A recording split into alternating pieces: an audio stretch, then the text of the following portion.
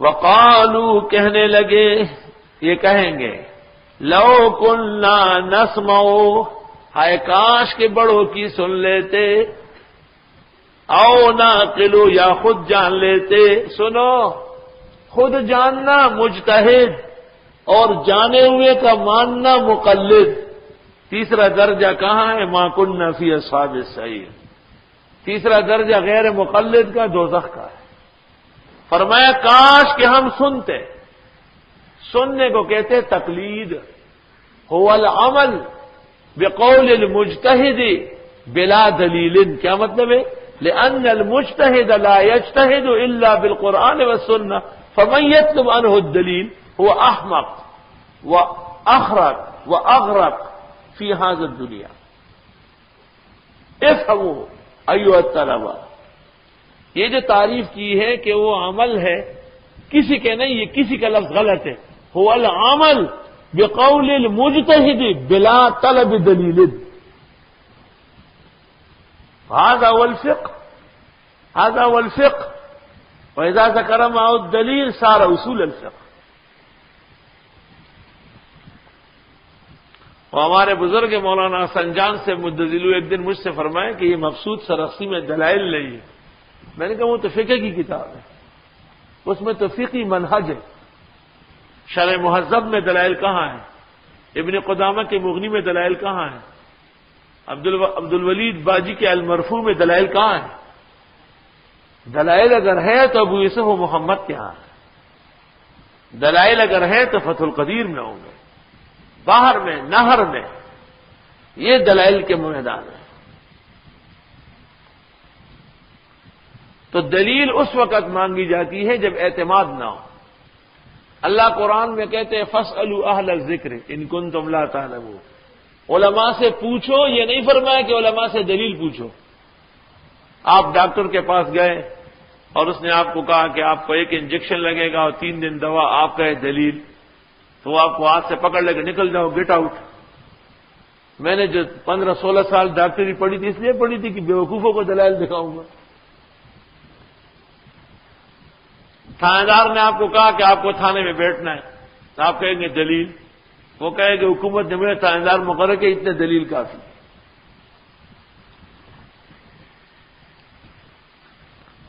غیر مقلد کا کیا معنی ہے؟ یعنی انسانی شکل میں ڈنگر،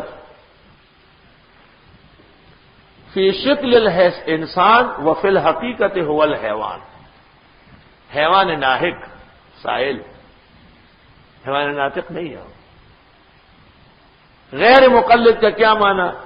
کہ میں چھوٹوں کو مانتا ہوں، نواب صدیق قنوجی کو، جو یا صاحب العروج بالفروج، اور شوکانی تفضیلی شیعہ کو مانتا ہوں، ابن حزم کائنات کے بدترین انسان کو مانتا ہوں، اور داؤد ظاہری کو مانتا ہوں، مسلم جبائی کو، لیکن ان کو نہیں مانتا ہوں جو صفت الصفوہ قرآن و سنت کے بادشاہان اور انبیاء جن پر فخر کریں گے قیامت کے دن، امام ابو حنیفہ اور امام مالک اور شافعی و احمد، ان کو نہیں مانتا ہوں۔ غیر مقلد کو اصولاً معاشرے میں رہنے کا کوئی حق نہیں۔ وہ کہے گا ضرب زید امرن، آپ اس کو کہیں گے کہ زید کیوں مرفوع ہے اور امر کیوں منصوب ہے؟ وہ کہیں گے کہ یہ فاعل ہی مفعول کا، یہ آیت و حدیث میں دکھاؤ، کل فاعل مرفوع اور کل مفعول منصوب، یہ آپ مجھے آیت میں دکھائیں گے، کیونکہ وہ تو 2 دلیلیں مانتے ہیں، قرآن یا سنت۔ آپ اس کو کہیں کہ کلو وشربو کا معنی ہے کہ نماز پڑھو اور زکات دو، تو وہ آپ کو نہیں کہہ سکتے کہ نہیں کلو کا معنی یہ نہیں، آپ کہیں گے کہ یہ لغت دکھاتے ہیں، لغت کس نے لکھی، اس کا باپ معلوم ہے؟ تو غیر مقلد کو اصولی طور پر دنیا میں رہنے کا کوئی حق نہیں۔ افحش الفرق اور اقبح الفرق اور اذل الناس، تمام کفر اور زندقت کی بنیاد عدم اعتماد علی معتمدی الدین، جن پر دین میں اعتماد ہے ان پر اعتماد نہ کرنا۔ میں نے جب بھی غیر مقلد پر کتاب لکھی تو اس کو منگواؤ، اگر لکھی اور زندہ رہا، یہ بات میں اس میں لکھوں گا یہ بات، جو ہو سو ہو، ریاض روڑے یا غدغمات۔ غیر مقلد ہے، اہل حدیث ہے۔ یہاں ایک آیا داڑھی مونڈا ہوا، شلوار نیچے، ٹانگے کچھ، میں نے کہا کون ہے؟ اہل حدیث۔ میں نے لگا جی انجلی ہے چرات لے یہ پاؤ جگہ پہ پروتے ہو اہل حدیث تھے۔ ازا اہل حدیث نہیں میں شپاڑت کا لوش بخاری ترمذی لو لو دے اہل حدیث تھے۔ میں کہتا جنگ اخبار کے حدیثوں نے یاد کری۔ فیصل آباد اور گجرانوالہ میں پیدا ہوتے ہیں وہ اہل حدیث ہیں، اور امام ابو حنیفہ جو حرم میں صحابہ سے حدیث پڑھ چکے وہ اہل حدیث نہیں۔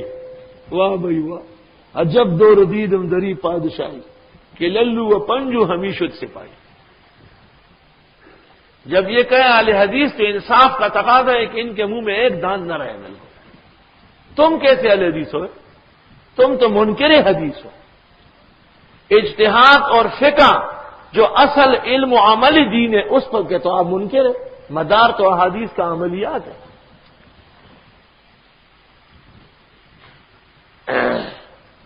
وقالو یہ کہیں گے دوزخ میں جا کے، لو کننا نسمع، آئے کاش کہ ہم سنتے، یعنی بڑوں مقلد ہوتے، او ناقلو یا خود جانتے یعنی مجتہد ہوتے۔ جو نہ مقلد ہے اور نہ مجتہد ہے وہ تیاری رکھے جہنم کی۔ کہتے ہیں ابو بکر صدیق کس کے تقلید بچیا اور حضرت عمر نے کس کی تقلید کی تھی؟ لوگ جو دھوکہ دیتے، حضرت عثمان کس کی تقلید کرتے تھے؟ امام ابو حنیفہ۔ تو تم سے بھی ہم پوچھتے ہیں کہ حضرت ابوبکر اور حضرت عمر نے کب بخاری شریف پڑھی تھی اور لکھی تھی، اور امام بخاری رحمۃ اللہ علیہ نے کس کی اعلی صح پر عمل کیا ہے؟ فما جوابکم فہو جوابنا۔ کاش کہ ہم سنتے، آئے وقت پر تقلید کرتے۔ ابلیس بےایمان بھی اگر ملائک کی تقلید کرتا تو کیوں لعنتی ہوتا؟ آؤ نہ اکیلو، یا خود دین جان لیتے۔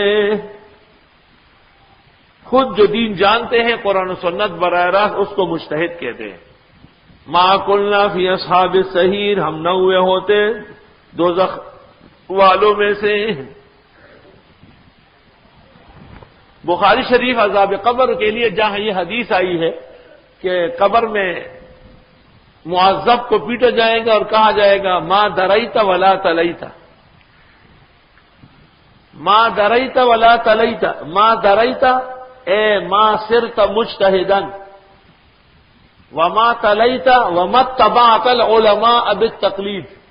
کوہاٹ کے مناظرے میں غیر مقلد نے تقریر میں کہا کہ تقلید اور مجتہد کا ذکر ہی قرآن و سنت میں نہیں، نہ کسی شرح میں۔ مولانا مناظر تھے، مولانا امین مرحوم، میں نے بھیجا تھا، کوہاٹ کے خطیب صاحب نے مجھ سے درخواست کی۔ تو مولانا نے ان سے پوچھا کہ شروع میں بھی ہے اور حدیث میں بھی ہے، تم اندھے ہو تمہیں نظر نہیں آتا؟ اس نے کہا بس اسی پر فیصلہ۔ تو مولانا نے کہا چلو اور شرح چھوڑو، بخاری لے آؤ۔ وہ تو کھلاڑی تھے اس میدان میں۔ بخاری کتاب الجنائز حاشیہ نمبر 10، یہ حدیث جس میں قبر میں مردے کو مارا جائے گا، پٹائی کی جائے گی اور ساتھ کہا جائے گا ما دریت ولا تلیت، نہ تو آپ جانتے تھے مجتہد نہیں تھے، نہ آپ مانتے تھے مقلد نہیں تھے، غیر مقلد تھے تو پٹتے جاؤ۔ تو غیر مقلد کی پٹائی دنیا و آخرت میں قرآن و سنت سے ثابت۔